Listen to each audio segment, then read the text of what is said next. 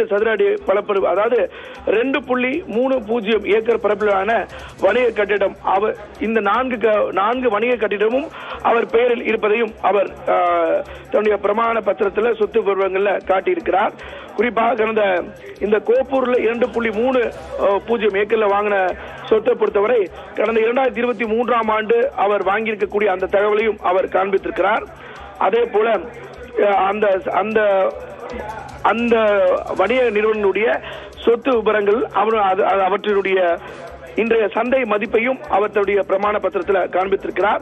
விஜய்க்கு வீடுகளாக, குடியிருப்பு வீடுகளாக 10 இடங்கள்ல இருக்கக்கூடியதையும் அவர்களுடைய பிரமாண பத்திரத்தில் காண்பித்திருக்கிறார். நீலாங்கரையில் ஒரு வீடு, சாலி கிராமத்தில் அவர் பேர் இருக்கக்கூடிய வீடு, சாலி கிராமத்தில் அவர் பேர் இருக்கக்கூடிய மற்றொரு வீடு, மயிலாப்பூரில் அவர் பேர் இருக்கக்கூடிய வீடு, அதே போல பள்ளிப்பட்டு பகுதியில் அவர் பேர் இருக்கக்கூடிய வீடு, அதே போல சோழிங்கநல்லூர் அவர் பேர் இருக்கக்கூடிய வீடு, சோழிங்கநல்லூர் மற்றொரு பேர் அவர் பேர் இருக்கக்கூடிய வீடு, கொரட்டூரில் அவர் பேர் இருக்கக்கூடிய வீடையும் அவர் தன்னுடைய சொத்து விவரங்கள்ல காண்பித்திருக்கிறார். மிக முக்கியமாக அந்த மயிலாப்பூரில் இருக்கக்கூடிய அந்த பட்டினப்பாக்கம் அப்படிங்கிறது வந்து ஒரு அபார்ட்மெண்டா இருக்கு. அதனுடைய யூடிஎஸ் ஷேர் என்ன, அவருடைய சொத்து விவரங்கள் என்ன அப்படிங்கறதையும் அவர் கொடுத்திருக்கிறார். மயிலாப்பூர்ல அவருடைய இருக்கக்கூடிய அந்த யூடிஎஸ் மட்டும் 2047.854 ஒரு அளவிலான சதுர அடி வந்து அவருடைய அன்டிவிடென்ட் ஷேரா இருக்கு. ஒரு அபார்ட்மெண்டா அவர் 3 அபார்ட்மெண்ட் சென்னையில அவர் பெயரில் இருப்பதையும் அவர் தன்னுடைய பிரமாண பத்திரத்தில் காண்பித்திருக்கிறார். அதே போல பூர்வீக சொத்தா அப்படிங்கிற இடத்துல 2 இடங்கள், சாலி கிராமத்துல அவர் பேருக்கு கூடிய வீடு பூர்வீக சொத்தாக இருக்கிறது. அவருடைய தந்தை இயக்குநராக இருந்து அந்த சாலி கிராமம் இல்லத்தில் இருக்கக்கூடிய வீடு இவர் பேரில் மாற்ற இருக்கக்கூடிய நிலையில அது பூர்வீக சொத்து கணக்கில் அதற்கு பதில் ஆம் என்கிற பதிலை கொடுத்திருக்கிறார். குறிப்பாக அந்த நீலாங்கரை வீடு மற்றும் சாலி கிராமம் வீடு ஆகிய 2 வீடும் பூர்வீக சொத்தில் இருப்பதாக அவர் தெரிவித்திருக்கிறார். எஞ்சிருக்கக்கூடிய 8 வீடுகளும் இவர் பெயர் இருக்கக்கூடிய வீடு அது வந்து பூர்வீக சொத்து இல்லை அப்படிங்கறதையும் சொல்லியிருக்கிறார். அதே போல சொந்தமா அவர் வாங்கியிருக்கக்கூடிய அந்த அவர் பெயரில் இருக்கக்கூடிய வீடுகள்லாம் எந்தெந்த ஆண்டுல வாங்கப்பட்டிருக்கிறது அப்படிங்கறதையும் அவர் குறிப்பிட்டிருக்கிறார். 1998, 2021, 2007, 2000, 2015, 2009, 2016, 2009 என பல்வேறு ஆண்டுகள்ல அவர் சொத்துக்களை வாங்கியிருப்பதையும் அவர் தன்னுடைய சொத்து பட்டியல்ல கொடுத்திருக்கிறார். அவர் மனைவியை பொறுத்தவரை அவர் பெயரில் இருக்கக்கூடிய வீடு ஆகியவற்றும் குறிப்பிடப்பட்டிருக்கிறது.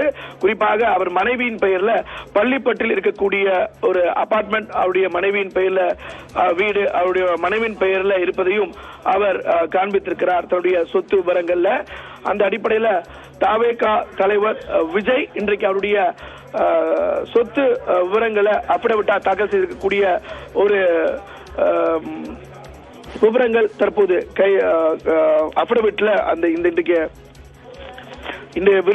வேட்புமனு தாக்கலின் போது அவர் சமர்ப்பித்த அந்த சொத்து பட்டியல் என்பது தெரிவிக்கப்பட்டிருக்கிறது. அந்த அடிப்படையில் பெரம்பூர் சட்டப்பேரவை தொகுதியில தன்னுடைய வேட்புமனுவை தாக்கல் செய்திருக்கக்கூடிய அவருக்கு 52 வயதாக இருக்கக்கூடிய அவருக்கு கேசரினா டிரைவ், கபாலீஸ்வர் நகர், நீலாங்கரை வீட்டில் வசிப்பதாகவும் அவருடைய சொத்து விவரங்கள் அவர் குறிப்பிட்டிருக்கிறார். இந்த தேர்தலில் வந்து ஜோசப் விஜய் என்கிற அவர் இந்த சத்திய பிரமாணமாக இந்த பிரமாண பத்திரத்தை தாக்கல் செய்வதாகவும் அவர் குறிப்பிட்டிருக்கிறார். தமிழக வெற்றி கழகம் என்ற பெயரில் அரசியல் கட்சி வேட்பாளராக நிறுத்தப்பட்டிருப்பதாகவும் அவர் தன்னுடைய பிரமாண பத்திரத்தில் அவர் காட்டியிருக்கிறார். அவருடைய வாக்காளர் பட்டியல் அவருடைய பெயர் சோழிங்கநல்லூர் சட்டப்பேரவை தொகுதியில அவர் வரிசை எண் 282 121 பக்கத்தில் இருப்பதாகவும் அவருடைய பெயரில் இருக்கக்கூடிய விவரங்களை அவர் கொடுத்திருக்கிறார். அந்த அடிப்படையில் அவர் பெயரிலான இணையதள பக்கங்கள், சமூக வலைதள பக்கங்களையும் அவர் காண்பித்திருக்கிறார். அந்த அடிப்படையில் அவருடைய கடந்த 5 ஆண்டுகளாக இருக்கக்கூடிய வருமான வரி கணக்குகள், அதே போல அவருடைய மகன், அதே போல அவருடைய மகள் உள்ளிட்ட சார்ந்தோராக 3 பேரை அவர் கணக்கில் காண்பித்திருக்கிறார். அவருடைய மனைவி, மகன், மகள் ஆகிய 3 டிபெண்டா காமிச்சிருக்காரு சார்ந்தோரா. அது ஒரு முக்கியமான ஒரு விஷயமா இருக்கு. அதே போல நிலுவையில் உள்ள குற்ற வழக்குகளை பொறுத்தவரை அவர் பெயரில் எந்தவித குற்றவியல் வழக்கும் நிலுவையில் இல்லை என உறுதியளிப்பதாக அவர் அந்த கொடுத்திருக்கிறார். அவர் பேர்ல எந்தவித நிலுவையில வழக்கும் இல்லை அப்படிங்கிறதையும் அவர் கொடுத்திருக்கிறார். அந்த அடிப்படையில் தண்டனை பெற்ற வழக்கில் ஏதேனும் இருக்கிறதா அப்படிங்கிறதுக்கும் இல்லை அப்படிங்கிற ஒரு பதில குறிப்பிட்டிருக்கிறார். அதே போல வழக்குகள் தண்டனை பெற்ற வழக்குகள், தண்டனை விதித்து ஆணைகள் வழங்கப்பட்ட வழக்குகள், விதிக்கப்பட்ட தண்டனை உள்ளிட்ட எந்த வழக்குகளும் இல்லை, எந்த வழக்கிலும் தண்டிக்கப்படவில்லை அப்படிங்கிறதையும் அவர் குறிப்பிட்டு காட்டியிருக்கிறார். அதே போல மிக முக்கியமாக அசையும் சொத்துக்கள் மற்றும் அசையா சொத்துக்களுடைய விவரங்களையும் அவர் எழுதியிருக்கிறார். மேலும் அவர் சார்ந்திருக்கக்கூடிய முதலீடுகள், அவர் வெவ்வேறு தொழில்களில் அவர் வகித்து வரக்கூடிய பதவிகள், இவற்றையும் முழு விவரங்களையும் தன்னுடைய அஃபிடவிட்ல பிரமாண பத்திரமாக தாவேகா தலைவர் விஜய் தாக்கல் செய்திருக்கிறார். அனைத்து பக்கங்களிலும் கையொப்பமிட வேண்டும் அப்படிங்கிறது விதி. அந்த அடிப்படையில் அஃபிடவிட்ல அவரே அட்டஸ்டேஷன் கொடுத்திருக்கிறதையும் பார்க்க முடிகிறது. அதே போல கல்வி தகுதியாக மிக முக்கியமானதா ஒன்று குறிப்பிட்டிருக்கிறார். கல்வி தகுதியாக 10ஆம் வகுப்பு பிரைவேட்ல படித்திருப்பதாகவும் அவர் கொடுத்திருக்கிறார். தமிழ்நாடு அரசு பாடத்திட்டத்தில் 1989ஆம் ஆண்டு வரை 10ஆம் வகுப்பு அவர் பிரைவேட்டா எழுதியிருப்பதையும் அவர் குறிப்பிட்டிருக்கிறார். அதே போல 12ஆம் வகுப்பையும் அவர் பிரைவேட் ஸ்டடியாக படித்திருப்பதாகவும் அவர் குறிப்பிட்டிருக்கிறார். தமிழக அரசுடைய பாடத்திட்டம் 1991ஆம் ஆண்டு பேட்ச் அவுட்டாக அவர் காண்பித்திருக்கிறார். அதே போல பிஎஸ்சி இடைநிற்றல் லயோலா கல்லூரி அப்படிங்கிறதையும் அவர் காண்பித்திருக்கார். நம்ம அனைவருக்கும் தெரியும், அவர் லயோலா கல்லூரியில பிஎஸ்சி விஷுவல் கம்யூனிகேஷன் 1992ஆம் ஆண்டு அவர் சேர்ந்தார் அப்படிங்கிறதும் தெரியும்.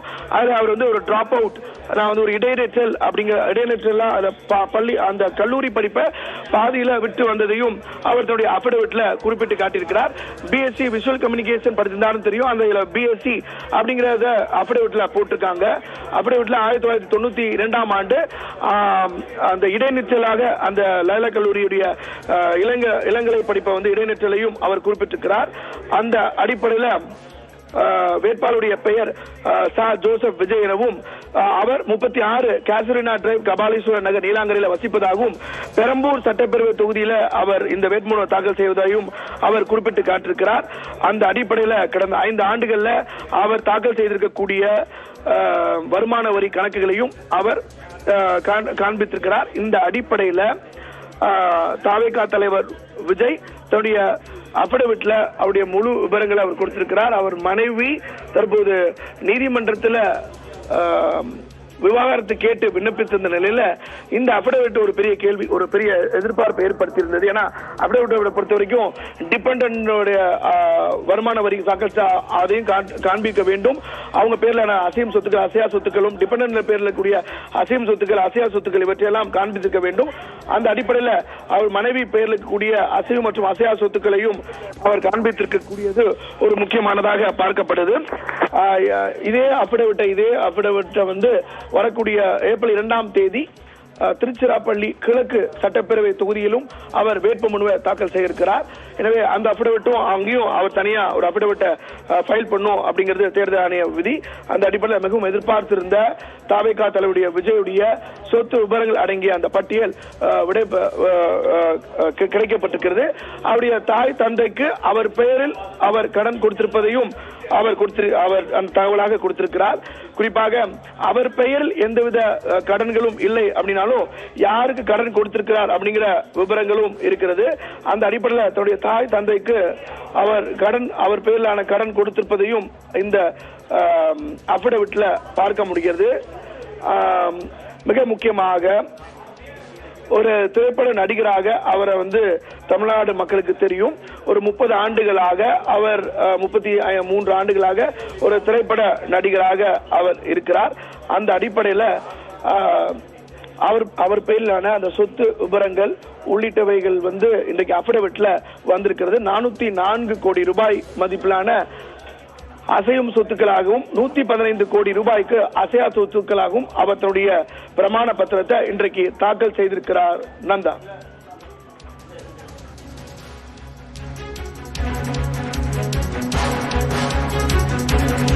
பல்வேறு விஷயங்களை விளக்கமா சொல்லியிருந்தீங்க அப்னீஷ். அதே நேரத்தில் கிட்டத்தட்ட 600 கோடி ரூபாய்க்கும் அதிகமான சொத்துக்கள் இருப்பதாக இதன் மூலமா நமக்கு தெரிய வருது. மிக முக்கியமா கல்லூரி இடைநிற்றல் இது போன்ற விஷயங்களும் கூட இந்த பிரமாண பத்திரத்தில் தாக்கல் செய்திருக்கிறாங்க. அப்பா, அம்மா, மனைவி, மகள், மகனுக்கு கொடுத்த கடன் விவரம் உள்ளிட்டவையும் வழங்கப்பட்டிருக்கிறது.